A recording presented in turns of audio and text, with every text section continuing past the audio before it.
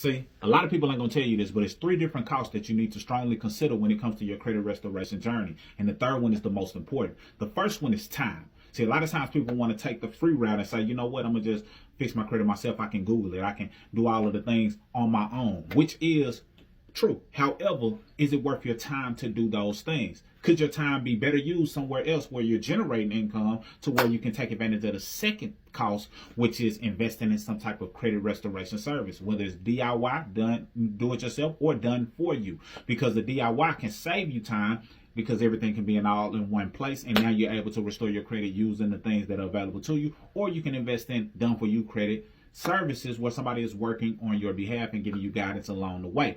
But the real cost that you need to think about is how much is it costing you to have less than ideal credit.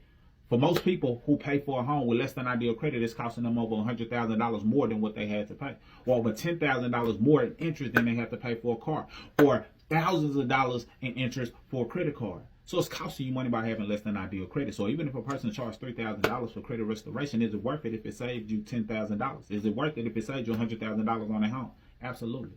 So think of those costs and you determine which one is the best for you and take advantage. If you need help on your credit, I got you. Salute.